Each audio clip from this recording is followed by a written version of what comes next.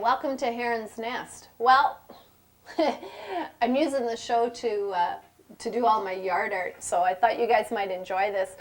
My husband just built a new little deck for us out at the back door, and I want to put a couple of flower pots out there. So I thought, well, what the heck, nothing in my yard goes out unless it's painted, so we're going to paint the flower pots today. So what I did was I went to Home Hardware just in Ipoh here, and I bought a couple of flower pots. Now, they look heavy, but they're not heavy. They're actually plastic. So they look like the old stone planters, but they're plastic. So I thought, well, that's way too cool. That's easy to paint on. I can do that. You can use patio paints on this, stuff like that, but I actually just use my regular acrylics. Patio paints would be very cool, but I like to be able to try and do stuff that I don't have to run out and buy a new product. I don't like to make people run out and buy new products, although the patio paints are probably very cool. So what I did was I sealed underneath where I was going to put my pattern with a Ceramic Coat all-purpose sealer, and then put my pattern on, and then I just went ahead and painted and varnished it when I was done. Now you can get exterior varnishes, and it's probably a good idea to use one. Ceramic Coat has I think they have an exterior varnish. You're going to find an exterior varnish. You just go out and have a look. Maybe at your hardware store too. You can get one. If you buy an exterior varnish from the hardware store, make sure it's clear and not gold, because gold will change the color of what you've painted. So what we're going to start with are these little checkerboards at the top. I've put them on my sample pot already. I'm going to have to get Ivan to change the camera because I forgot I have to paint this whole thing standing up. Always fun. So what I did, first of all, I'll put this up in front of me and you won't be able to see me if I stay sitting down. So we'll just do a little rearranging on our cameras here, and I'll stand up. Whoa! I painted this one last night, so I should have remembered this, but oh well, it's too early in the morning. Now these little checkers that I've got here around, these are self-watering pots too, by the way. These little checkerboards that I've got on here, they were very cool to make, and I used a little tray. I used Royal Plum paint, and I used, it's called, well, it's going to come flying in here. Whoa, okay, hold on, I got to get my catcher's mitt on. Okay, so he's not going to throw that one. All right, this. Okay, this is what it is. It's compressed sponge is what it is, and this stuff is just way too neat. It's like paper thin. Right? So what you do is you draw on here whatever size you want this to be, whatever shape you want it to be, and you just cut it out with your scissors. So I did this little square, and it's about a 1-inch square. Sorry guys, I'm not real good on the metric thing, but it's like a 1-inch square. And what you do is you decide what size you want this. If you wanted to do little, like lots and lots of little checkerboards, you cut this smaller. It's up to you what you want to do. Then you take it. And it's like those things that the kids get in the cereal where they drop it into the water and it goes poof, and all of a sudden they got this dinosaur that's big enough to eat the house. Drop it in the water and look what happens here. Look at that. I now have a sponge cut to the size and shape that I want it to be. Isn't that cool? So I don't want the water in it now, so I'll squeeze most of the water out. So I just used one of these little trays. These are just from those TV dinner. Those, microwavable dinners. They're great to save for this kind of stuff. And this whole thing is painted in Ceramic Coat paints. So I used Royal Plum, and that's the shadow color in my flowers. I thought that I would pick that up. And our house is gray, so I thought, well, that Royal Plum's going to look really nice out there. And our deck is cedar, so I thought that'll look really good, these two things together. So what I did was I squeezed some Royal Plum in my tray. I took my sponge, I tapped into the paint, and then I went over and tapped again out onto my tray so that I didn't have like paint, just massive amount of paints on my sponge. It just was just a nice amount. And then I came on, and which camera do we want to pick it up on? This one? There we go. I came on, and you touch and you give it about a half a press down and lift it off. And I just eyeballed this on here. I'm not fanatical about things being exactly perfect, and I just did this. But here's a little trick. What I did on these bottom ones, because I wanted them to kind of line up like a checkerboard here, I actually started at the back so that I worked around my pot like this, and I could make any mistakes of spacing back here, and it would never show in the front. And once I got this first top line here on, then I came to the front of my pot and I started here, and I went in between each one that way, and then in between each one this way. Once I had this first row, because then I basically had it spaced where I wanted. Now, if I had have started here, I could have worked this way and I could have worked this way, but I just find then everything happens at the back.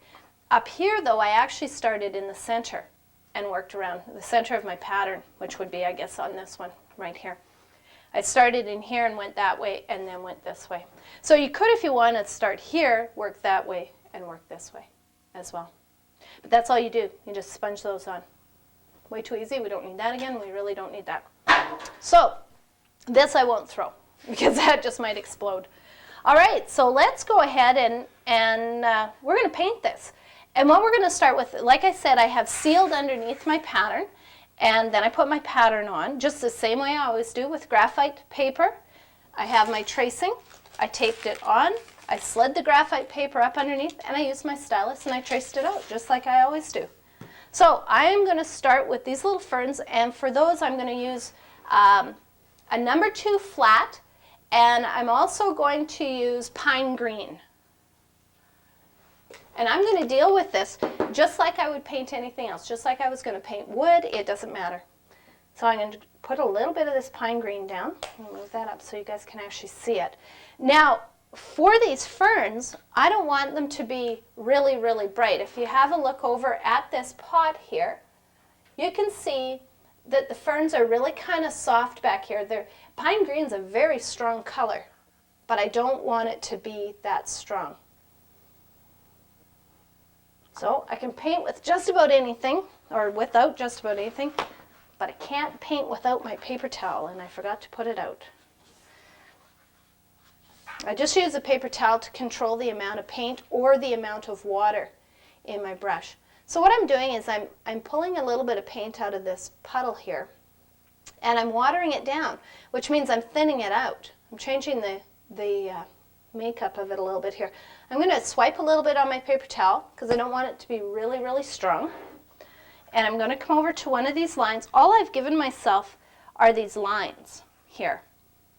I'm going to put my brush down, slide it up a little bit, press, release the pressure, and come on off. Slide up, press, release, and slide off. Now my ferns are going to get smaller as they move towards the top. I've started at the bottom. We'll pretend that that's where it actually attaches to the plant. And we just slide up and slide out. This is the one time where you can actually do those little flicky things that I tell you to get rid of all the time. But, so that one I have pulled towards myself and away. This one I actually, because now I have to go the other direction, I'm going to push it up, press, release, slide out. Push it up, press. As I go out, I start to release and I slide. And in the end, I'm going to come back and get rid of that pattern. Hopefully I remember. I found a really cool thing, and it's been on the market forever and ever and ever, but I just clicked into it at the last convention that I was at. And it's a kneadable eraser. And it's an artist eraser. It's been around forever and a day. And it works wonderful to take your pattern off of stuff. And one eraser is going to last you like a lifetime. You're going to go forever with that. I'm just going to flick it off to make it curl. And then I need to turn it over. Now you can see why I actually have to paint this standing up. Now, because I'm going to only do one stroking happening through these daisies, it would be very hard to get rid of the green underneath should I actually come through my daisy petals. So I'm not going to. What I'm going to do, and we'll try and get in on this here, what I'm going to do is I'm going to pretend that it has started. I'm going to just put a little color in there. If I come across as if I was actually painting it, I could pick it up here and I can pull it up just like I had painted it through. And I never have to worry about trying to get rid of the green with one coat of white, which is next to impossible. What I don't want to do is have that leaf show up through that daisy when I actually get it done. So I'm going to continue on. I got to skip that one, just like that, pick it up over here again. I'm going to continue on and get these on here. I've got a few more to do, and I'll come back when I'm done. Okay, so that looks pretty good. So what I did here was I finished up the ferns, and then I took this little eraser, and this is this little kneadable eraser, this little gray thing that I was telling you about, and I just erased the center lines that I had on my fern. To keep them fading back, what I do is I don't actually draw that center line in with my paint. I leave it out, and because it has no harsh center line, it doesn't move forward. It stays back there. If I wanted them to come forward, I would paint in this center line. But because I don't want them forward, I leave it out. So I just went in and erased it. Now what I'm going to do, because I'm working from the back of my pattern forward so that it's easier, I'm not having to tuck things underneath stuff that's already painted, I'm going to do my daisies. So now I'm going to need white. White would be good. All right, don't forget to shake your paints the first time they're used in the day. All right, now I'm going to do 2 strokes in each petal, but it's actually a 1-stroke thing, meaning that I'm not base coating these in. I want this to go in one fell swoop, but it's going to take 2 strokes to cover the petals. Now I'm really loading up this brush. This is a number 6 short liner, which means that when I release the pressure, it tends to come back to a closer point than it does if I was using a round. And what I'm going to do is I'm going to touch up here and press, and as I move towards where the, this one I have to paint in a little bit because of that, but towards the center, it's going to come back a little bit narrower, and I'm going to stop at the center. And I'm going to do 2 strokes, and I load pretty much every time. Now, normally we want our base coating to be really nice and smooth, but on this one, I can have ridges on my daisies, and actually it looks really good when there's ridges in there. And you need lots of paint to have this brush do what you want it to do. So pretty much every time I do a stroke, I come back in and I grab some paint. Now I'm going to just kind of wiggle that last stroke around because I've got a leaf coming in there. Right? So this one here, once again I have that leaf happening. I'm just going to stop there, because when I come in with this stroke to finish it up, it's going to look like that one went actually right back. I'll do that again just to smooth it out on this side. Now, I need to be tipping this and turning it. Now, if I don't tip and turn my project around, if I just try and paint all in one direction, what actually ends up happening is I have a pinwheel effect, meaning that all my petals will start to lean in one direction. And I don't want that to happen. I want to have them come in nice and square on my center, because that's what happens when you get a daisy. They come in nice and square. So I'll keep turning my pot until I get there. And I'm just bumping up to that center. I'm not coming into it. I'm just bumping up to it. You can see where my center actually is there. And I have one more to go. Daisies are fun because they're so quick. And you can actually freehand them in. All you need is a center. I mean, if you're doing 2 strokes per petal, you know that they sit side by side. That makes it easy. When I do the 2 strokes per petal, what ends up happening is I get that dip in the middle. And if you ever look at a daisy petal, they do actually have a dip in the middle, and that's a real easy way to get that to happen in there. And one more, and then these guys are on there. The petals are anyways. And that guy's just that little blurb again. Let's round him off at the top. And when this gets painted in, it will actually look like he's tucked in behind. Now, because I'm on plastic, unlike wood, my moisture is not being absorbed into the wood, or it evaporates off much slower. So I'm going to use my handy dandy Binford 9000 blow dryer here, so watch your ears.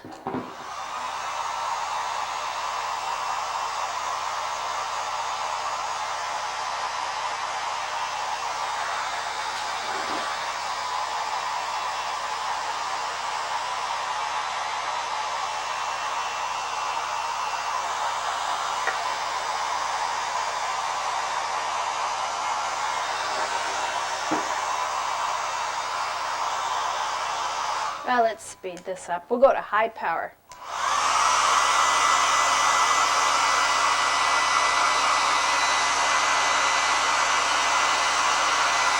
That's better. Now, you can't paint on top of wet paint unless you're doing a wet on wet thing, so I need these to be pretty much dry. You really don't want to touch them if they're not dry. So I'm going to float around the center here, and I started out with forest green on that float. Oh, I didn't give them forest green. Actually, you'll have to look in my bucket there. I thought I had pulled all these colors. I thought I was so clever ahead of time, but. And then I'm going to add on to it. Whoa, there it goes. All right. Then I'm going to come back into it, and I'm going to go back over, right over what I've done with the shadowing on these petals, and I'm going to go in with Dusty Plum. Nope, that's a lie. Dusty Purple will be my next color on that. And I found that if I used the Dusty Purple just on its own, it was too purple. So having, oops, where's my pattern? Oh, there it is. Having the green underneath it, I don't know, it gives it a really cool look. Well, I should have told you what I was doing. I'm floating this. So I adjust the water in my brush. I pick up paint on the corner. I come onto my palette, a little bit uneven pressure, a little bit more pressure to the water side, so a little bit over here. It's going to release that water. My paint's going to soften out. I'm going to touch on the paper towel and come on up here. Now, when I float up here, I'm not pressing. I'm just really kind of gliding across.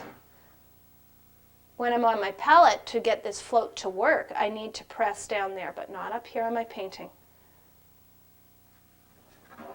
And all I'm doing with my finger is when I lift off, I leave a little bit of color behind up here on my daisies, and I don't want that there. So I just get my finger on there, and it's not a problem. You just pick that up. Every time you lift up your brush, you leave a little water behind, so you can just get your fingers on there. Q-tip works too, but fingers are so handy, you can just get them in. So that's what it would look like if I left it green, and I could leave it green. I could leave it like that, but I'm not going to. I'm going to actually come back in with my Dusty Purple, and I'm going to go again. But first of all, watch your ears.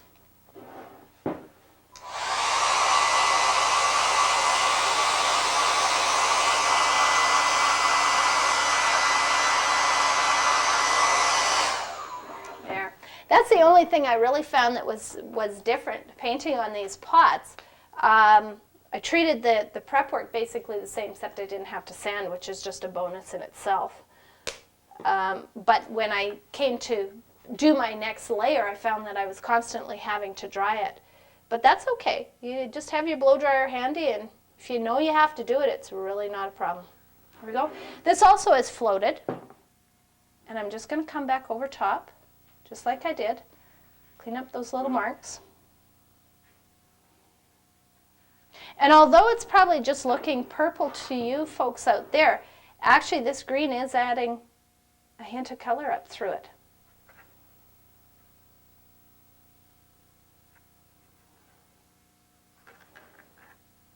Just softens them out, just makes them look really pretty. When I get these all done, I'm going to go and it's bedding plant season. I'm going to go buy some really pretty petunias and plant maybe a Dracaena or something for in the middle. Plant these and put them out on my deck. So I'm going to buy something that's going to maybe go with the colors I've got going on here. All right, so that's got that in. So now what I have to do is I have to put the centers in, and they are in straw. And I'm just going to base coat those in. He's a good tosser. I don't have to dive for these paints. That's something new. All right, I'm just going to base coat these in. When you're base coating, you want a little bit of moisture in your brush, which I had because I've already used this brush. And you want to come in. And I can try and come in around everything that's over top of these daisies, as opposed to being a little bit messy and just painting it and then having to correct it with what's left over top. It's much nicer to stay within what you're working on. See, these leaves come over top like that, so I'll just go around them and then just paint in the center. Now these will need 2 coats.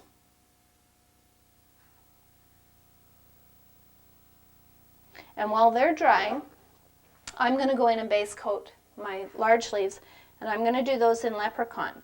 And when I get them base coated, I'll come back and we'll get working on this.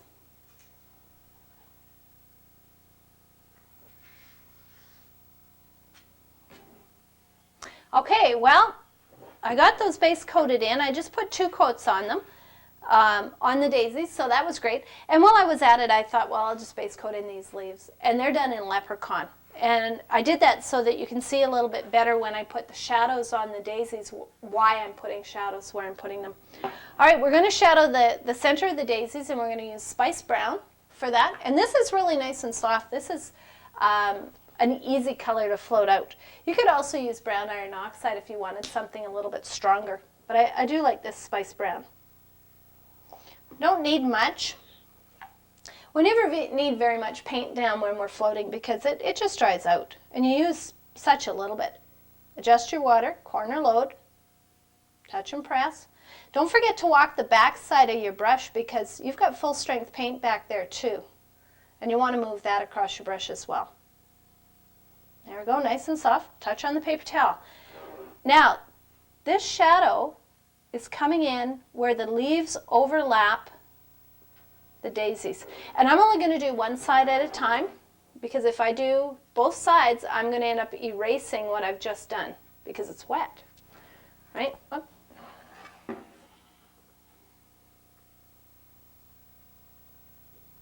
You'd almost think a Lazy Susan would help here, but when you have to flip it all the ways around, then I guess that wouldn't even help. I'm just going to soften that in there with my finger a little bit. Bring it down, bring it up. I use the back end of my brush as well as an eraser. Just be aware that you can only do that so many times and then all of a sudden you have color back there. So now I'm coming up the other side. Side's dry enough for me to come in. And up I go. Now you can go back in and strengthen those, and I can do that later if I choose, but I think those are pretty good. So let's finish up our daisies, and to finish those up, they're starting to look like these guys over here now. And to finish them up, we just need to add some crocus yellow dots.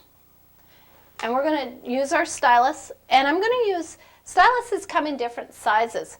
They have like a really fine end, and then a fine end, and then they come with the fine end and a medium end, and then they come with a medium end and a large end. Now I'm on this fine and medium, and I'm going to use the medium because I like these little pollen dots to actually show. And the fine is just going to be a little bit too fine for what I'm after. I dropped some out on the petals too. This looks kind of pretty. Yeah, these are just random. You just put these where you would like to have them. But it just brightens those daisies right up.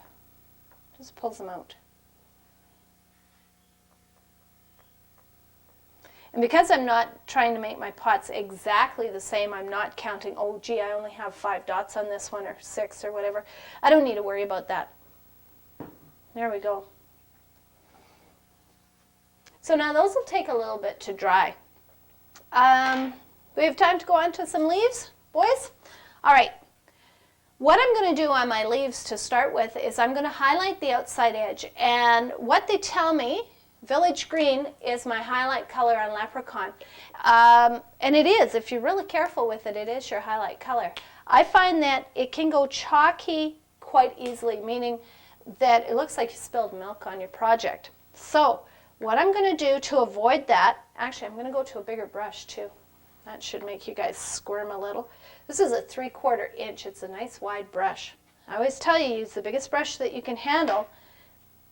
And this is a big one. So what I'm going to do is I'm actually loading Leprechaun, which was my base coat color, and then I'm coming in and I'm scooping a little bit of that Village Green right on top.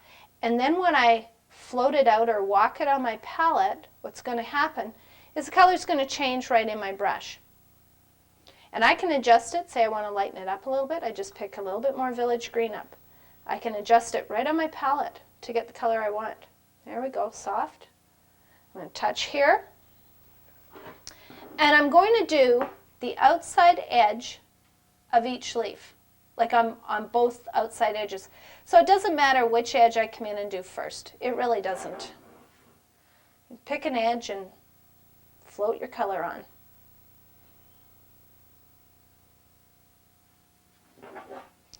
Yeah, it's going to highlight that. Now, if you watch how I float, a lot of people try and drag it like that, all in one fell swoop, and you'll see that I kind of pat it in.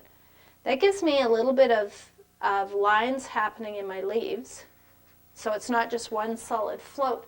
And it also allows me to push the color where I need it to go. If say I started in a little bit too far on my leaf, I can actually maneuver that color right back out to the outside edge. And if I'm dragging it in one fell swoop, I don't seem to have that option to do that. It just doesn't want to go back out there. So it doesn't mean that floating all in one fell swoop is wrong. This is just a different way, just another way to do it. And you choose what works for you. There we go. So now my pot's upside down altogether. I've got one side on there. Now to go back in and do the other side, I need this side to be dry. Otherwise I will erase, whoops, I can't get it, erase what I have just done. So I'm going to blow dry it, so watch your ears.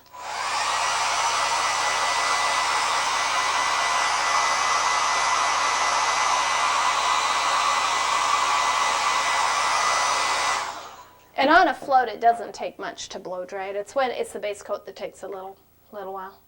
So we're adjusting our water back into the Leprechaun, back into the Village Green, walk it out, a little more Village Green in there. Works out really good to be able to brush mix like this. What you'll also find too is your colors won't always be the same, and that adds a little bit of interest to your project.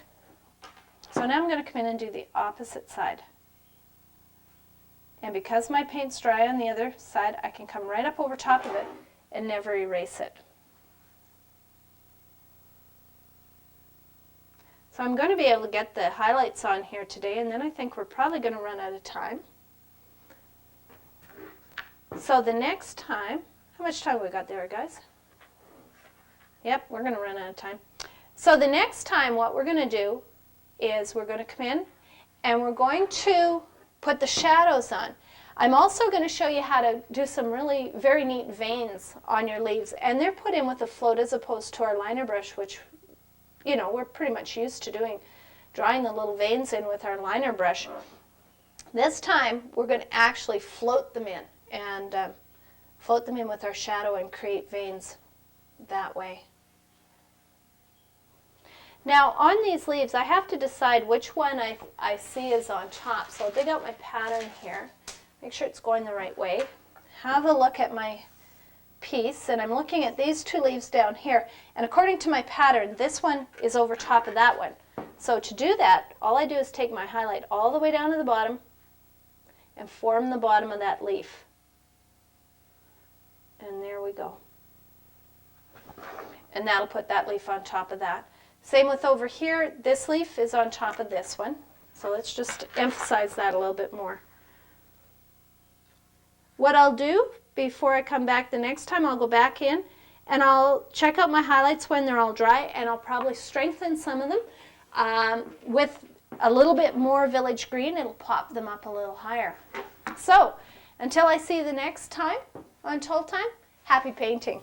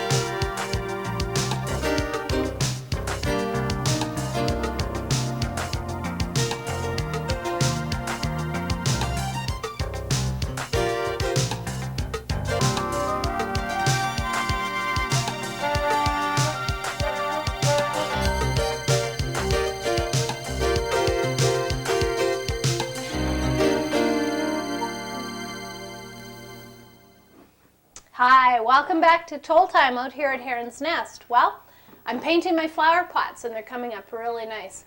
So the last time we got our ferns on, we got our daisies completely finished, and we got the highlights onto the leaves. And like I said, I was going to go back in and just strengthen this highlight across here where these two leaves overlap the one behind them. And all that does is just start to lift them up a little bit. So today we're going to put the shadows in, and we're going to create some really neat vein lines coming up here with a float. So to start our shadow and to put those vein lines in, we're going to use pine green. All right, you can see I've been playing still, so we'll just continue on our palette. Now we're going to float these in. So once again, you need to adjust the water in your brush, pick up paint on the corner, come on over, lean just a little heavier to the water side. So if you're left-handed, it still makes sense. You're still leaning to the water side of your brush. Not really heavy over there because your brush will split, but you do need to have extra pressure on the water side. So what I'm going to do to begin with is I'm going to come in and I'm going to drop this shadow in around the petals and in behind anywhere where a leaf is overlapping it, just like that guy right there. I'm going to come around. I've got a little bit of stuff happening out the back of my brush. I'll control it on my paper towel and go back in. That's better. Now I probably should be on my bigger brush. I just might switch. Give me a little bit wider float. Ooh, go back to the big killer brush, the 3/4 inch. My poor ladies that come out and paint just kind of panic when I dig out this brush because it is a large brush. But if you think about it, the back end is just water. It's just supposedly clean water. That's the theory. There we go. Now we're going to go, that's better. Tuck it in behind the petals, bring it out and around, and up behind here. Clean that up, smooth that out there. Nice float. And do that here too. Now when you're floating on your project, it's a good idea to lean slightly to the water side of your brush again.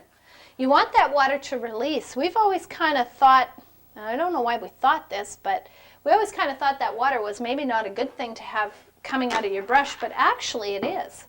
It helps your paint to bleed over a little bit and fade out nice and soft on whatever you're painting. So you get that nice wide soft float. Okay, this one should be dry enough for me to come back in and grab it on that side. There we go. Now I've done my highlights first because highlights will leave a chalky end behind, and if you have your, I'll just put this down for a second. If you have your shadows and highlights coming together like this, where they're coming across each other, they're not back to back, they're actually overlapping. If you put your shadow on first and then slap your highlight on top, you still have that chalky end, but if you put your highlight on first and then put your shadow over top, you never have that chalky end showing. So when you're doing a pattern, read and see what they've got you doing. Decide whether it's just the way the artist has done it or not, if they have you putting the shadow in first and then the highlight, or if it actually has some significance to what they're doing. If it doesn't, it might just be the way that they put theirs in, and you might want to try and do it with the highlight first. So I'm going to dry this a little bit because I don't want to erase it when I come in to put in those little vein lines. So watch your ears.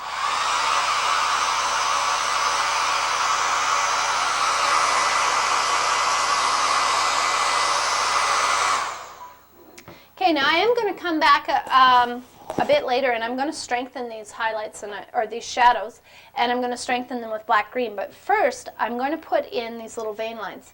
So now I need to go down, and even my small brush is like a 16. So it's most of the people that I teach, their large brush is like a 12.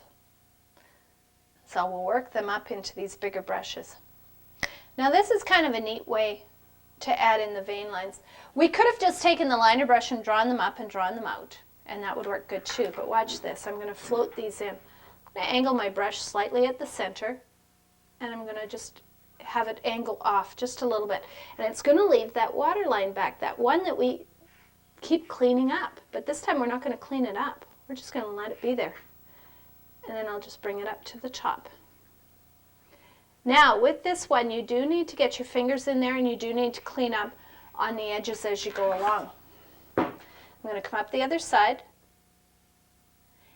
And what I'm going to do is leave a bit of a gap between the two vein lines, the beginning here.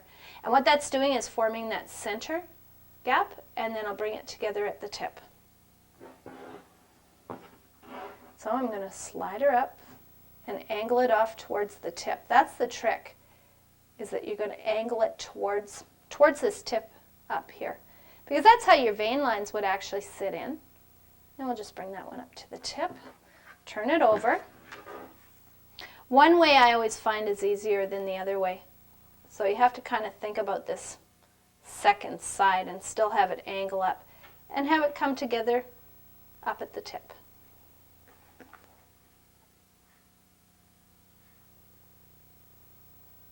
And you see, if you don't press on your brush very hard, how far your float will go.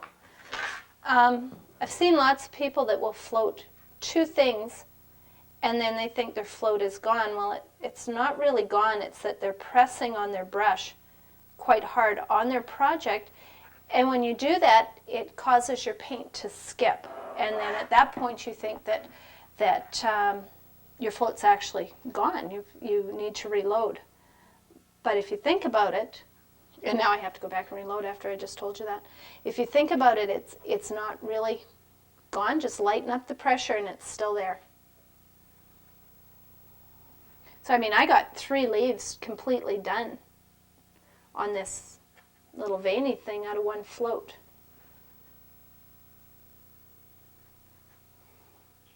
And I'm up to the tip. Turn the project around.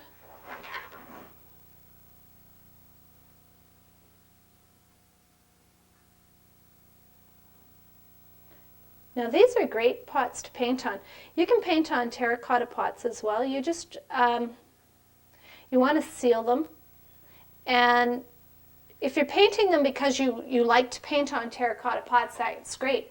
But if you want a terracotta pot because of what a terracotta pot does, meaning the way it works with the water, when you seal them, you just kind of eliminate what it actually does with the water, meaning that the terracotta absorbs water. So if you actually go in and seal them, you've kind of eliminated what the pot actually does. But they are fun to paint on. And I find them a little bit tough to paint on if you don't seal them. And that's maybe where that patio paint would come in. There, so those look good. So now what I want to do is I want to strengthen my shadows down here. Now that I've got these in, I'm going to come back in here with a little bit of black green, and I'm going to strengthen those. But I'm going to do this brush mix thing again.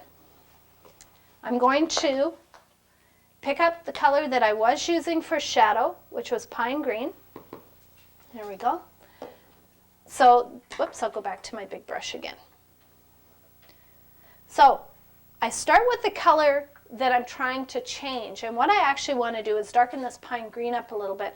The black green on its own might be a little darker than what I want to go to.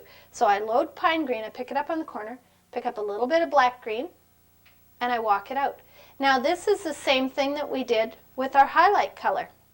We picked up the color we were trying to change, which was the leprechaun. We were trying to lighten it up, picked up the village green on top, and then brush mixed it. Worked really well. All right, let's just drop these guys back just a little bit more. Now that we have that vein line in there, we can come over it and we can just, see how that drops that back? And just come in with that nice soft float again.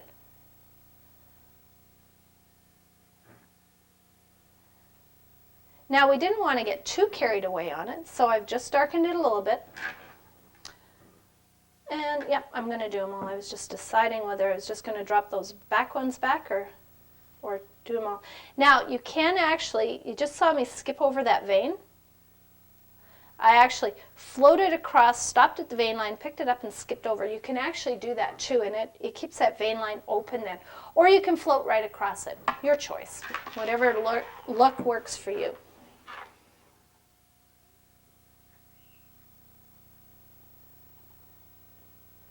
And I'll just clean that up and skip it and come on. Now because I've brush mixed this, not all of the shadows are going to be exactly the same, but in nature, not all the shadows are the same. So instead of mixing up one puddle of paint that is all the same color and going ahead and doing all this, I've just added a little bit more interest to it. Now this one is really back behind these petals, so I just went right over top of that vein line. There. Now when we get these petals on here, that's gonna sit just about right. Now you might think it looks a little bit dark, but if you can't see them very well before the next layer's on, there's really no point in doing them. You have to darken them up. You need to get to that point.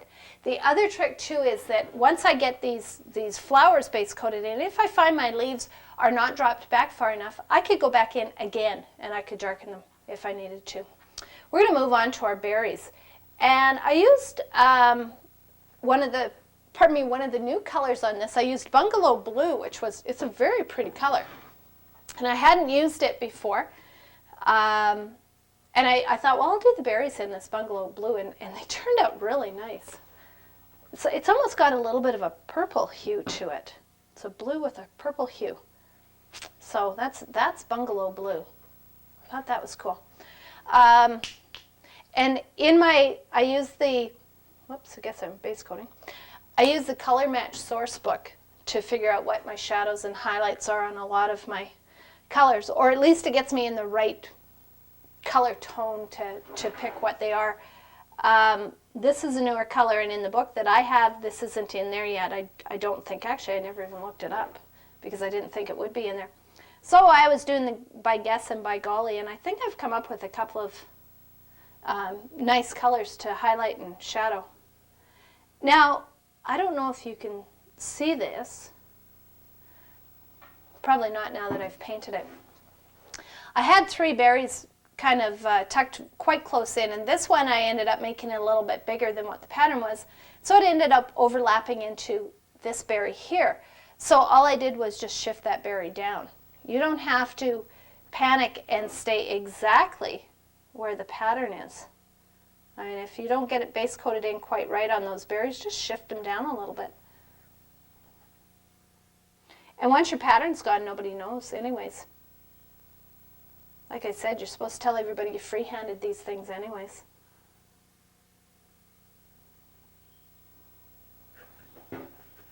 It's quite hard to paint a full circle, so if you do 2 half circles, that works out. And then you just fill in the center.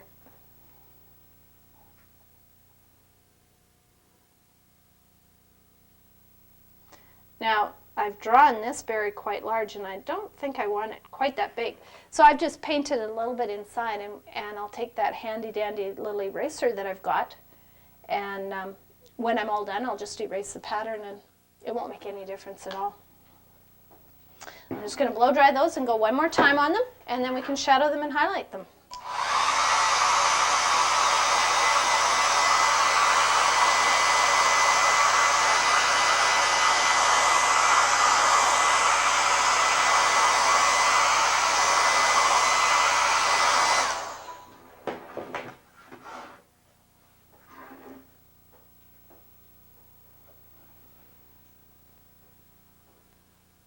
Now I do want these to be solid. I don't want to see the pot through them. So I am going a second time. You probably can't see from where you're at that it was just a titch transparent. So I'm just going to quickly go over them. I'm not worried about getting right out to that outside edge this second time because it was pretty good. It's just kind of in the center here that I've noticed they're not quite covered.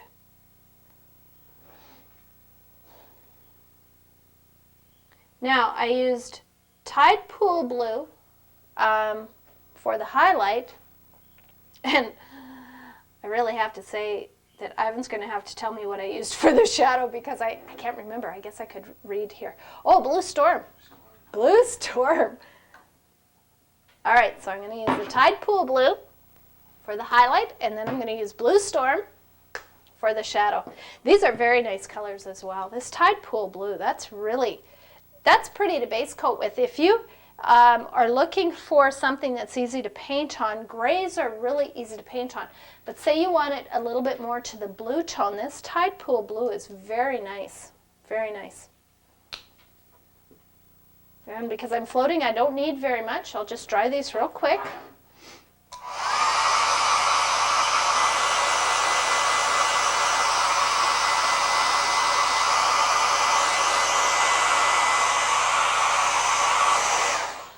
Those are going to be really pretty on there. They're going to look nice. So I'm floating. So I get back on there and load my brush. I was down in Reno and I came home with a summer cold. Can you believe it? There was a big national convention down in Reno. Lots of fun. Lots of people. Ton of painting things. Wow. It was just incredible. If you ever get a chance to go to a convention, give it a shot. They're good. You'd be amazed at the people that come. The one down that I was just at is the National Convention, and it is attended by people from all over the world. And they are from all over the world. There, see, I'm putting the highlight on these berries just at the top. I'm considering that my light source is up here where my plants are going to be. That makes sense, up where the sun is going to be hitting. When I do my floating, my shadows and my highlights with floats, I like to do them twice. And then that strengthens them and makes them go quite soft.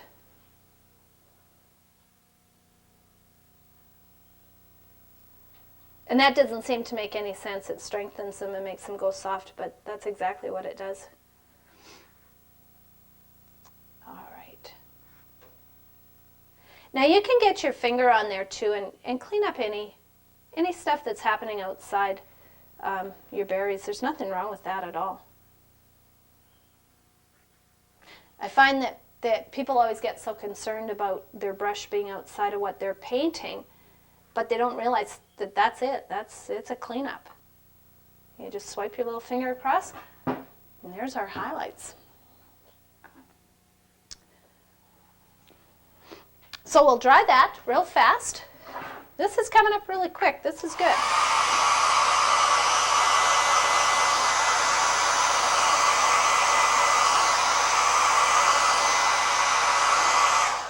All right.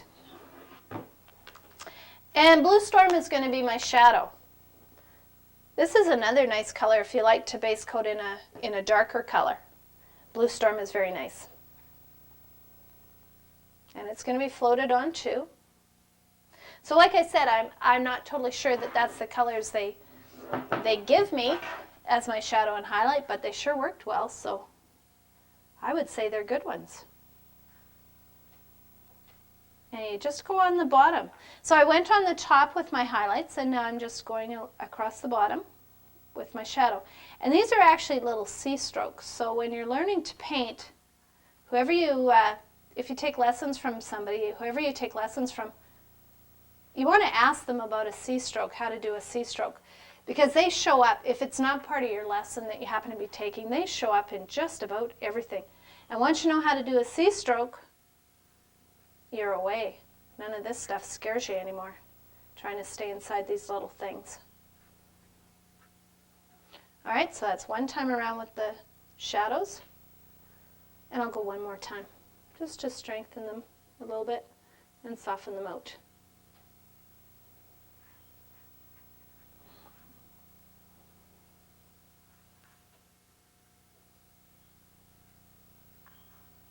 Went outside there. Ooh, easy fix. There we go.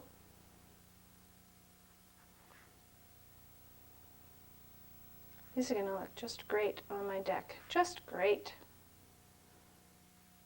That'll be the next project, to be out there planting them. All right, so there's the shadows on the berries. Now to finish these berries up, because they're really simple to do, I like adding berries to stuff, is I'm just going to put a little white dot up here, a little highlight white dot in there. Berries, say you're working on your project and you make an oops and you can't clean it off, it won't come off, you don't know what to put there.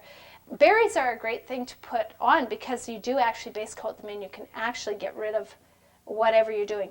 Now the white dot on here, I'm not actually going to put it in just yet. I'm going to make some little squigglies up here when I'm coming to the end of the project, and I'm going to put a whole bunch of white dots in there, and I'll do all this at the same time.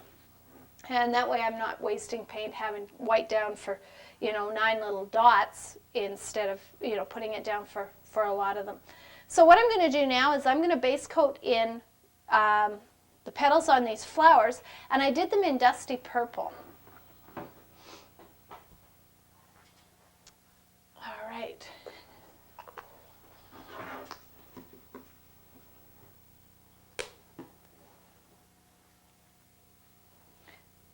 So you want to make sure you have some moisture on your brush, not a lot, but a little bit. And you want to base coat in each petal as its own component. Don't do this whole flower as one giant purple blurb. Get in there at the center. That first base coat never looks very good, but it's where you establish your lines and such like that. So you want to make sure that you get in and grab the edge of those leaves that you've painted over. And you're going to go around and you're going to base coat in both of these flowers. And you're going to want, I found that 2 coats worked real well. It was enough to cover it up. You're base coating right up to that center. And there you go. So I'm going to base coat this in, and when I get it all done, I'll come back.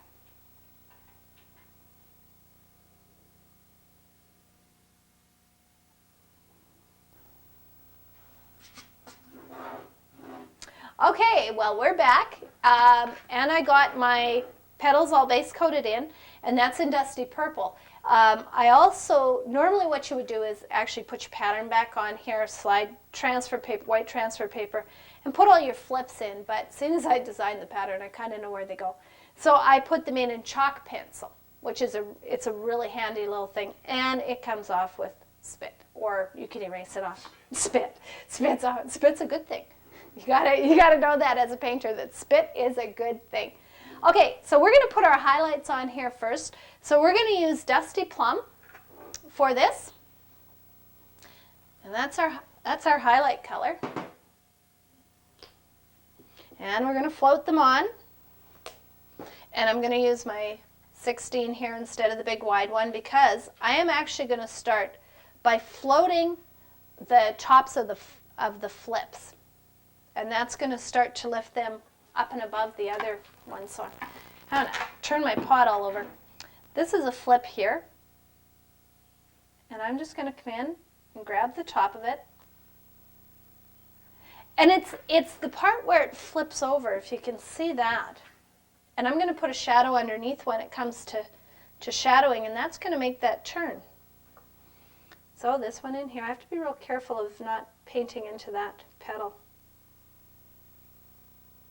So you kind of maneuver your brush around a little bit. If you do get out, like I'm out on that leaf, I'll show you what I'm going to do. There's that flip. I'm just going to take the back of my brush or my finger or a Q-tip and spit, and I'm just going to erase it. Oh, paint all the way across my brush. I wasn't paying attention. It's telling you too much about that spit thing. All right, let's see what we've got going here. There. So my paint is up against that chalk line that I've put in. And then I've got it floating out this way. So on each one of these flips, I'm going to highlight it. Then I'm going to come back in, and I'm going to highlight where petals overlap each other. The one that's up on top is going to get a highlight. The only problem with doing all this at once like this is you really have to keep your hands out of it. I'm notorious for dragging my hands through things. That's why I don't tend to do the dots until the very end, because I just get in there, I get going, and I just drag my hand through the whole thing. All right. Okay, there's all my flips on there. But I still have petals that are overlapped, and you can't tell where they are. So I'm going to, so you got to keep flipping this pot around. This petal is on top of this one. So I'm going to come in like this and give it a highlight. And that's going to start to lift it up. This petal is on top of that one. And I can tell by my chalk line, or if I get lost, I just look at my pattern. And it lets me know which one's up on top. You can see a full shape of something that's on top. Okay, so now all of a sudden these two petals are up on top of that one. That worked out real well. Let me look at my pattern here. This petal is on top of this one. So I have to maneuver this so I can get a highlight in there where it's over top. I'm just going to have that highlight kind of fade off into nowhere land there. And then the final one that's actually up on top, I think, I'll have to check my pattern, but that I'm seeing really easy is this petal's on top of this petal here. So we're going to pull a highlight in on the top petal, the one that's up on top. See that? See how that lifts up above that? That works out really well. So I'm going to go here, I'm going to have a look at my pot's upside down, so my pattern needs to be upside down. And I think I've got everybody that's up and above all the other guys. Actually, you know what I'm going to do too here? Turn my pattern back the right way. If I really look at it, I've got one more to put on, and if you were in a class, I'd do the quiz thing. Which one is it? What have I missed? And it's kind of tough to see right at this moment, but we're going to think ahead. And we have a center to come in right here, which means that this petal is on top of that center. So I'm just going to come in and just tick across the top of that where it would be on top of the center. And that will lift it up when we actually get the center in there. So now what I can do if I want, and I've done a little bit on this other one here, I can go around and just add a couple of little highlights in. Just on some of these petals, just up on the tips up here if I want to just lift that up a little bit more. Just to add some interest. This is kind of random where it's going. Maybe I'll just pull a little bit here just because this petal's on top of these leaves, so I'll just pull it a little bit like that. And then I'll just lift that up above. Yep, that works. All right, now we're going to put a shadow in, and our shadow is going to be with Royal Plum and charcoal. And we're going to brush mix this again. The Royal Plum looks really good, but I found I needed to go back in and strengthen it a little bit with the Royal Plum charcoal brush mix. So I got painting on and painting on. I thought, well, that's silly. I might as well just put it in those two colors to begin with. And it worked. So a lot of these things that you end up finding that work for you happen by trial and error. So I'm doing that brush mix thing. Royal Plum would be my shadow color. And what I'm trying to do is darken it just a little bit. So I picked up Royal Plum first, and then I picked up the charcoal. So my shadows go underneath things. So I'm going to now come in underneath these flips that I just put the highlight on. And see that? That's going to work really well. Underneath the flips.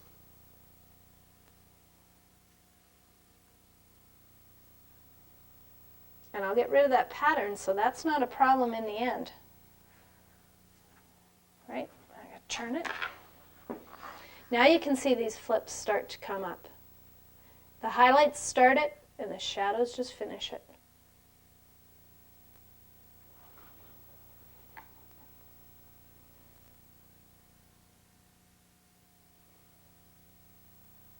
Now, if your color ends up getting too dark, just remember you just go back in and, whoops, just stuck my hand in it.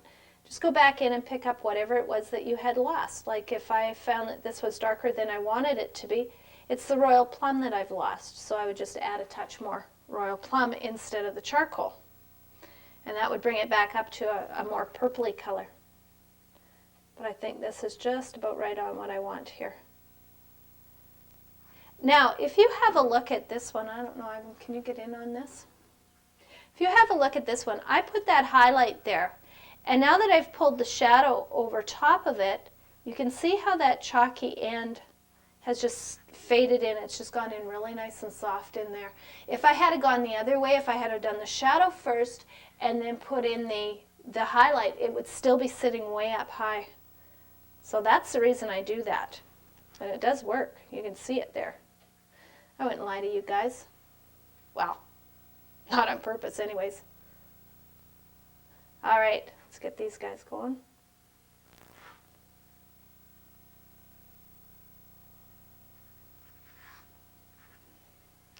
So you go under. I only ever deal with one thing at a time, and that way I don't find that I get confused, and I teach my students to do that too. You can see that actually what I'm doing is I'm coming under all the flips. Well, I've got other shadows that need to go on here. I've got shadows that need to go where the petals overlap. I've got shadows that need to go at the bottom of each petal at the center and stuff like that. But if I'm thinking about all that at one time, then I don't see what I need to see at that point of what I'm doing. So right now I've got all the flips shadowed. They're all starting to lift and push away from each other and doing that bent over thing. And that's how easy it is to flip something. You put a highlight, you put a shadow, and there it is. So now what I'm going to look at is I'm going to look at all the petals that are overlapping each other, and I'm going to come in underneath the overlapping petal, and I'm going to try and stay on my painting. That would be good. And I'm going to pull it away. I push the one on the back, which pulls the one on the front forward. Now in this one, because this is the one that we overlap these two petals over top of this one, I'm going to have to wait to come in and do this, because if I go back in again, I'm going to erase that because it's still wet. So I'll move on. And I'll just reload here.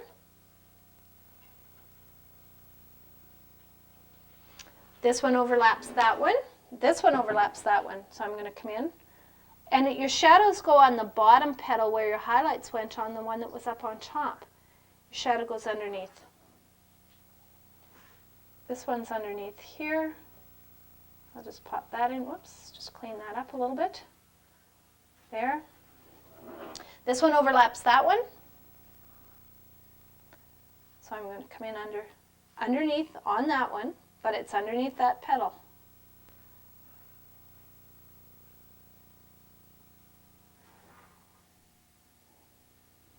And this one is overlapped by this one. Now we should put a little highlight in there, and we can go back and do that. We just tuck a little highlight right in on that petal. These things start to show up when you start to add the next thing you're supposed to do, the next layer or whatever you want to call it. So I think I'm getting the wrap-up sign. So what we'll do, I'll finish getting my shadows on. I don't have many more to do, just where they're overlapping here. And what we're going to do next time is we're going to put the centers in. We're going to deal with the pollen lines. We're going to finish up our dots, put the little squiggly dealies in here so our dots have something to hang on to. And we're going to do dewdrops. And they're a lot of fun to do. We're going to take our pattern off. We're going to finish it up. So next time you'll be able to go outside and plant your pots. So until then, till I see you again out here at Harron's Nest and at Tole Time, happy painting.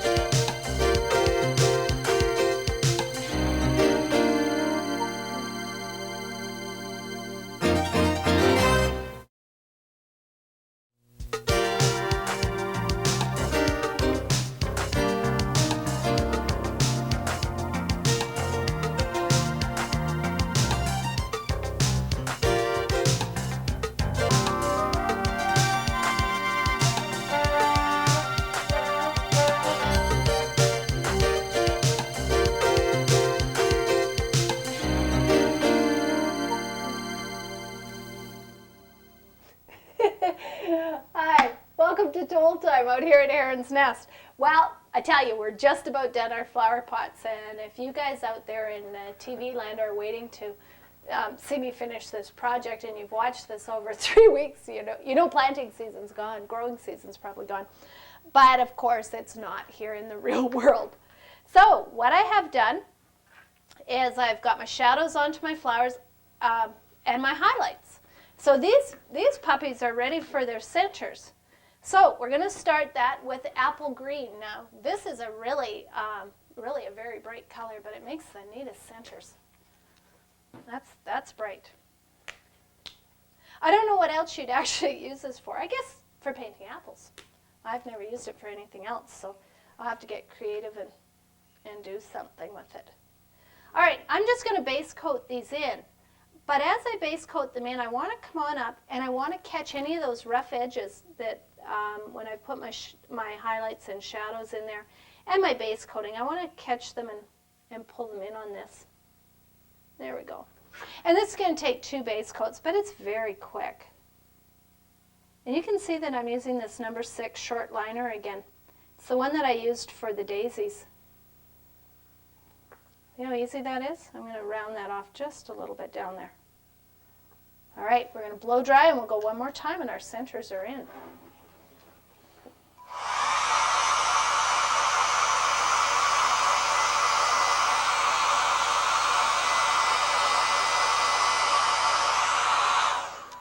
Now, you don't want to go back over wet paint because it'll literally peel itself off, and if it does peel itself off, you're dealing with a hole that's very hard to fill. So that's why I'm always using the blow dryer on this, especially on the show. You know, you guys don't want to sit and watch paint dry. That's something I can do when I'm on my own. But when you're painting like this, you actually don't need to watch paint dry because there's always something that needs to be base coated in. So you can base coat in a couple of different things at the same time. So there we go, 2 coats will do it. See how bright that is? It's not going to stay that bright. I'm going to float on it, but we need that brightness to start with.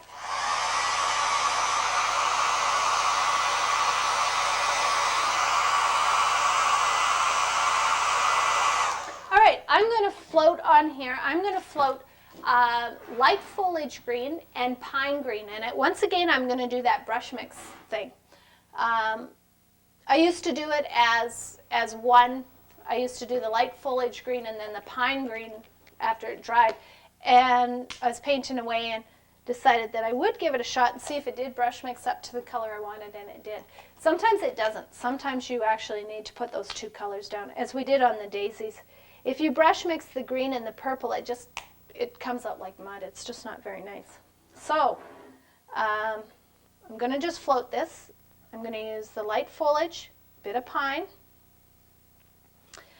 The light foliage is a little too dark and the light foliage is a little too light and the pine's just a little too dark. So by combining them, of course, I come up with that other color that I want. Now, I'm going to turn this around because I'm actually going to float the bottom of each. And here's that C-stroke I was talking about again. You slide it down and you press across the bottom and you slide it back up. Always a good thing if you can stay within the center where you're trying to paint, but there we go. And I'm going to do the same thing on this one. Slide it down and across, like that. Now I'm going to come up and, because I'm going to make these kind of like a big fat center on them, I'm going to come up and I'm going to put a little scoop right up there. Now this guy, because he's hidden, I'm only going to give him a part of a scoop. I'm going to try and make it look like that scoop is actually in behind that petal. Now if I wanted to make these look like poppies, I would come in and I would bring some lines out of this same mix of color, lines coming down like that make it look like it's separated off like that poppy center. But I was looking in my book, I don't paint real flowers, I mean the daisies are, but I was looking in my book trying to figure out what they kind of look like. And they kind of, oh, somebody's going to write me and tell me they don't look like this at all. To me, they kind of look like Japanese anemone. I thought that was way too cool. But, you know, the centers are going to be different and stuff. But the petals, the way they were flipping and things. If I only had 4 petals on here, we could have said that they were almost a dogwood. But I have 5 petals, so. All right, so what we're going to do, now this is, I've been talking to make this dry. We're going to bring some little lines out here that are going to be like these guys over here. Nice and airy and loose, and they're going to be the little lines that our pollen is going to sit up on. And we're going to put those in butter yellow. Now this is line work. Butter yellow. Psst, butter yellow. That's good, that's good. This is line work. So when you're using a liner brush and you're actually doing line work as opposed to doing stroke work, you need to water your paint down. Rule of thumb is that your brush should only ever change color. It should never be any thicker than when you started. So you know your brush is loaded right when it's no thicker, it's just a different color. All right? I don't know if you can see. Oh, there's the yellow. Okay, but my brush is no thicker than when I started. All right, the other thing that I did too is after I loaded it, I swiped it a couple of times on my paper towel just to control some of that extra water that's coming out and to control harsh color. Now when I do these, I fan them out to follow the petal. And I'm going to go around, I'm going to put my first lines in long, short, or short, long, short, long, long, short, I don't care. But I don't make them all the same length. But I kind of fan them. Now I'm leaving them on each petal as opposed to just making them run, over top of each other. And I'm going to put these in this first go around so I have them laid out like I want them. Now what I'm going to do is I'm going to go in and I'm going to just quickly brush in a few more strokes in there, and it's going to make it heavier towards the center here. It just makes it look a little bit fuzzy, I guess. And I can pull a few more long ones if I want. And they look kind of cool. That's the fun part about decorative art or folk art. You can do whatever you want, whatever takes your fancy. And they don't have to be realistic. And for you folks out there that are fine artists, that's great. I mean, wow, what talent. But this is, use your imagination on these guys.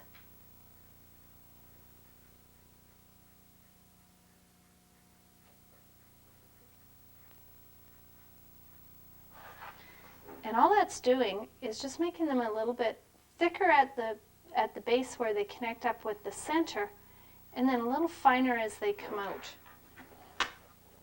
And if you look at these ones compared to that one, you can see how much prettier that is than that one there. So we just fill them in. And you're still doing those little fine strokes. In decorative art, toll painting, folk art, whatever you want to call this, all your strokes depend on the pressure on your brush. If you want a fine stroke, there is no pressure on your brush. You're just skimming across your project. If you need a thicker stroke, then of course you have to press a little bit more. And the more pressure you add, the thicker your stroke becomes. So that's something that if you're getting into this art form that you do need to remember. And it is a learned thing. So I'll put in these initial strokes first so I have an idea of the lay of the land here when I start flipping in these other little ones. Like that, that's looking good. And I'll come in. And you can see that I'm pulling from the center out too. I'm not pulling into the center. That way I get that thin end out here and not up against the middle. So I get that nice wispy look happening.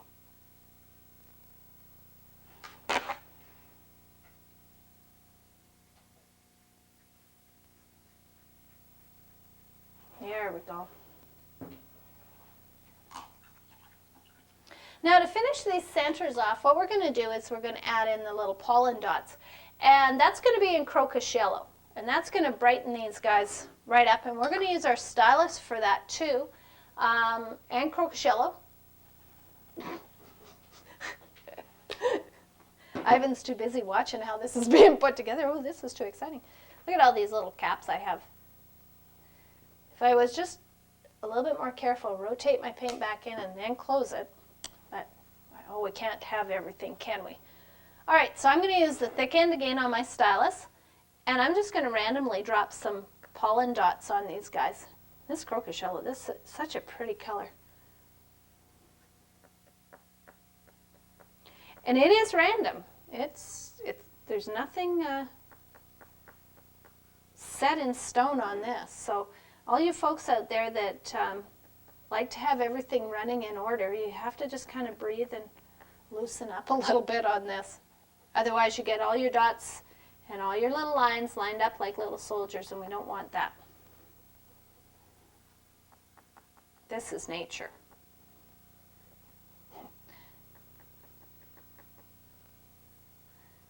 All right.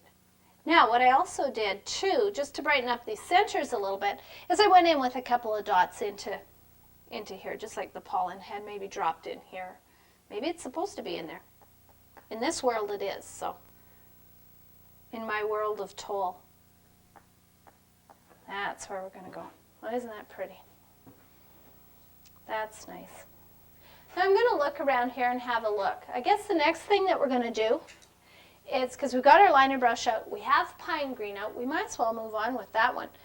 Liner brush, this is line work again. I'm going to water my pine green down, and I'm going to put in these little squigglies that the white dots are going to hang on. Otherwise they just kind of hang out there in nowhere land. And that's okay too, but I kind of wanted these guys connected. So all I do is look for maybe a little bit of a gap in my painting. Maybe I want to pull it up this way or pull it this way or just whatever. And I'm just going to come in and I'm just going to wiggle my brush a little bit as I come up. And you can make it do whatever you want. You can add as many little twiggies as you want to it. I'm just going to try and make these kind of go together, seeing as they're going out together. They won't be exact, but I'll skip on through there. Now my paint is watered down, my brush is fully loaded. I've got another one over here.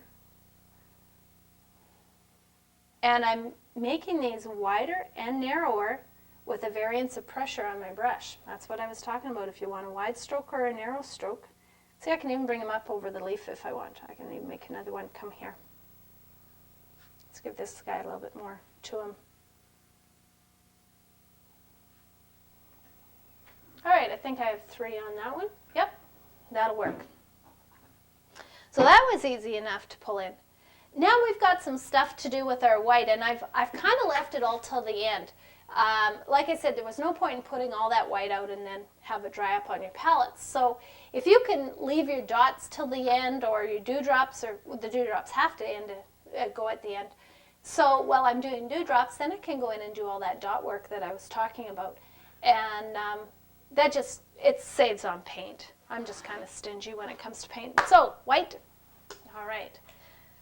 We're going to do the dewdrops first because, like I said, I have a tendency to drag my hands through dots. We don't want to do that. I'm going to use my flat brush, and dewdrops are floated in, and they're done with what's called a closed C-stroke. So instead of having your C-stroke run like this, beginning and around and end, you're going to just angle it in a little bit. You don't want to snap them together, but you want to angle it, and when you turn it over, it will become a dewdrop. So it's going to be floated. So you're using this brush, your flat brush or your angle, whatever you're comfortable with. What I would suggest is don't pick up too small of a brush, or you're not going to get the float you want.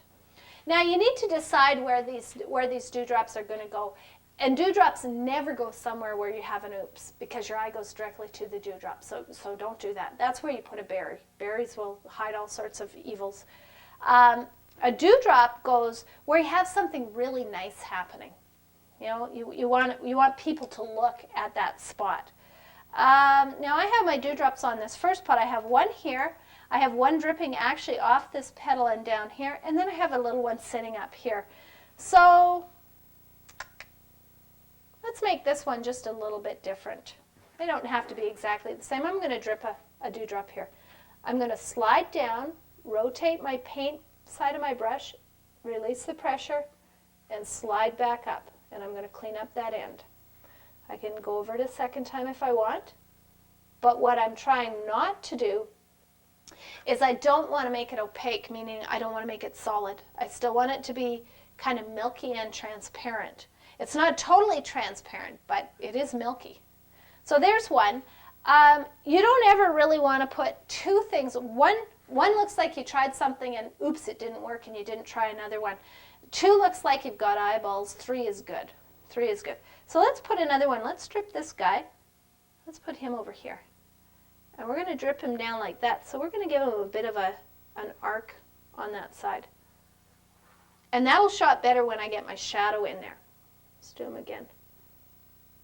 Bring him down. And just float him up that side.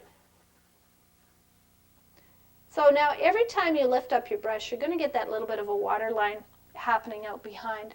So all you do is touch it, clean it up. That's going to happen.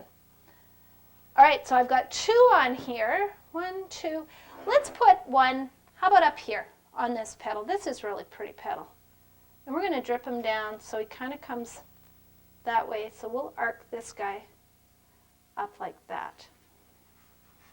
Now, all you really need to know when you're making a dewdrop, other than how to do that closed C-stroke thing, and once you know how to do a C-stroke, you're away on that. All you really need to know is what was your shadow color on what you put your dewdrop on. Well, my shadow color on my leaves was pine green. So I'm all right, I got pine green out here. So I'm going to use that. And I'm going to decide where my shadow is. So like I was using for my berries, this top is going to be my light source. So it's going to be, this one's easy, it's going to be underneath. I'm going to come around the bottom. I'm on the outside of the dewdrop now. Around the bottom and up the underside, following that shape that I've got there. Okay, this one's a little tougher. I mean, on him, I guess I could pick either side. He's just kind of sitting out there. So I think what I'll do is I'll stay the same side. Whoops, stay outside your dewdrop. Come in at the bottom, go around the bottom, and up the one side. And what you're doing is you're creating a shadowed side. So our next work is going to happen on the highlight side, which would, of course, be the other side. I'm going to just darken that up a little bit. Come on around, and back up I'm going. All right, that one looks pretty good. I'll just go over him one more time. I just like to do the shadows and highlights twice. I think I've said that before, probably a million times. But I like to do them twice. It makes them softer. Now the dewdrop up here, I use that charcoal and royal plum combination. So we'll have to dig those out. While he's digging, I'll have a drink of water. He can dig those out.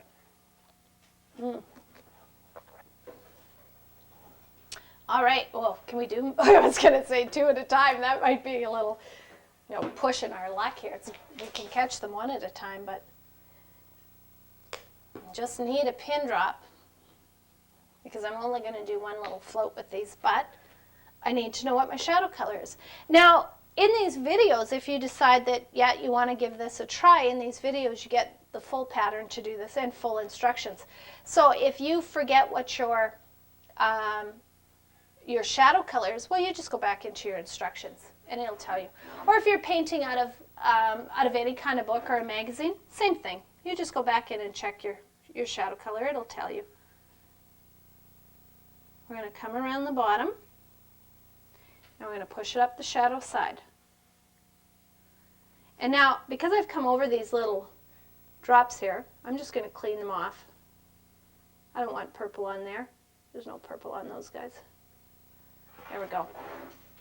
Okay, those are my shadows. That's how easy that part is.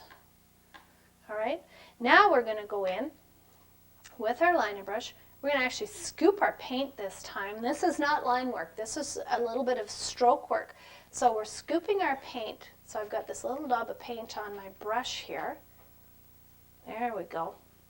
And what I'm going to do is come to the highlight side, which of course would be the opposite side of what I've just shadowed.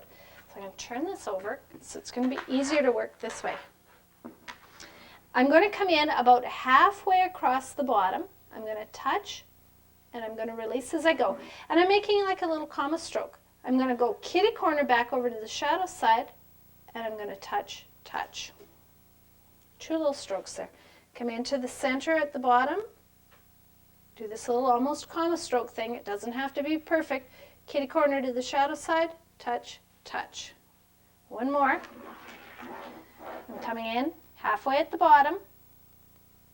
Little comma, kitty corner, touch, touch. Whoa, sorry.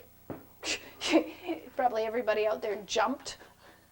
All right, so there's my dewdrops. Now, while I have this white going, I can come in and I can do the rest of the stuff that I was going to do. I can put my little dot clusters and things on. I'm going to use the handle end of my brush this time. Now, it doesn't give me uniform dots. It's going to give me random size dots. When you use a stylus, especially if you're doing something like lace or anything like that where you want it to come off of your stylus in a very uniform way, meaning that it comes from the center and it drips off of your stylus at the same rate, the dots get small at the same rate, then that's what you want to use. That won't happen off the end of your brush, but it will off of a stylus.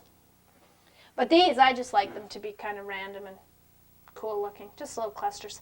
This is another thing that you can use to cover up an oops if you've made one, which of course you haven't made any, but it's just a little hint if you've made one. Now I'm going to come in also with this white, and I'm going to dot in the highlight section of each one of these little blueberry thingies here.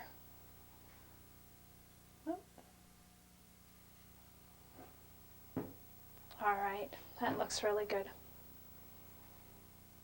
Now I'm going to blow dry these, and then I'm going to come back and I'm going to show you how to take your pattern off, because it's really important that you get rid of your pattern before you varnish it. We'll take the pattern off and then we'll varnish it up. And whoops, you know what I didn't do? I didn't sign it. Can you believe it? Sign your projects, you guys. And you know, if you're really brave, date them. Some of you might be brave enough to date them but not sign them, but you really should sign them somewhere. So I tend to try and pick a spot that it's not totally obvious, but I mean, if somebody was looking to see who did this pot, my name would be there. And I'm going to put 2001 in there. Now we'll have to dry all that up. I'll dry it up and then I'll be right back.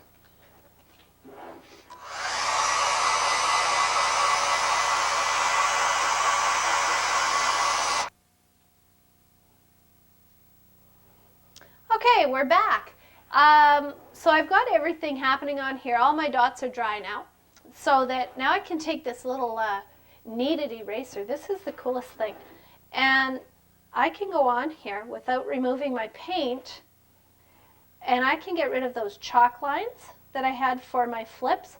I can get rid of any pattern that's left showing. So you never have to worry if you've got your pattern on there. Say you've put your pattern on and you decide somewhere along the line, well, you don't want that leaf or you don't want that berry there, just don't paint it. Because you come along with this little eraser or graphite erase, if that's what you're using, then you can just erase it off and it's never there. Nobody will ever know it was there but you and the guy that created the pattern. So it's really up to you. If you're trying to fit a pattern to another project that it wasn't actually designed for, you've taken the pattern and you're rearranging it and you're flipping it and flopping it over here and there, and you put something on and you take your pattern off to look at it when you've got it traced on and it's just not right, this will actually take your pattern. You can just erase the whole thing and go again. So there we go. The other nice thing about this is that it doesn't leave anything behind. It doesn't, I'm wiping it off, but there's really, I don't know why, I think it's habit. It really doesn't leave anything behind. A pink eraser, you know, it leaves all that pink stuff up there. All right, so this is done as far as the painting goes. But now to put it outside, well, even to finish it, I need to varnish it. I need to get that in there. So I've got some ceramic coat varnish here, and I just squeezed it into my little tray. I find it's easier to use. And if I come across my pattern with my varnish, I'm going to use really nice long strokes. And I come across my pattern here with varnish, and I find that maybe something isn't dry yet, and I've picked up color, but I'm not paying attention because this is something you can kind of just veg through. And I put it back in my varnish in my bottle. I've just contaminated my whole bottle with whatever color I've picked up on my brush. So it's just kind of a good thing to squeeze it out here. You might waste a little bit of it, but you're not in the end you could be saving a whole bottle. Now when you've got your varnish going too, when you pick up the bottle, don't shake it. Rock it or roll it, but don't shake it. I'm going to varnish these guys up here too, because I don't want them to come off either. And when this dries back, usually when you varnish something, depending on what varnish you're using, whether it's satin or matte, it doesn't matter, or gloss, some people really like gloss, it's going to show a difference. So you'd varnish your whole container. But on this one, I varnished this pattern here. I'm going to put another coat of varnish on it too, and then I'll do these guys. But you don't notice where the varnish started and stopped on the container, which was a real bonus working on these. Now, like I said, I just got this. This is just a plastic container that I got from Home Hardware, and it's just been a real pleasure to work on. It's not smooth. It's got a little bit of a tooth to it, meaning it's a little bit rough here. And it's been really nice to paint on. My paint hasn't slid around on there at all. So when I get this varnished, because it's going outside, I'm going to end up putting more than one coat of varnish on. But what I need to have happen is I need to have it dry in between. You don't want to just keep going around wet on top of wet. So I can use my blow dryer, or because I do have 2 pots to do, I can just let it dry on its own. So this is, acrylics also, when I'm teaching classes, the girls sometimes say, well, mine doesn't look like yours. Yours is so much brighter. When you varnish, your colors come back up. Acrylics dry flat. There, I think I'm all the way around on that one. So when you varnish it, your colors come back up. So there it is. I'll just make sure I got all that. I'll let that dry, and I'll come back in and varnish it again. So next time on Tole Time, I think we're going to try something a little bit different again. I think we're going to do a little bit of fabric painting, and we're going to use our acrylics. We're not going to change paints. We're going to use a fabric medium on it and show you how easy that is to do. It's a great way to do some Christmas presents, birthday gifts without spending a lot of money on them, but they're wonderful, and people will really appreciate that you put that much effort into it. So until we see again on Tole Time, get out in those gardens, get these pots planted up, and happy painting.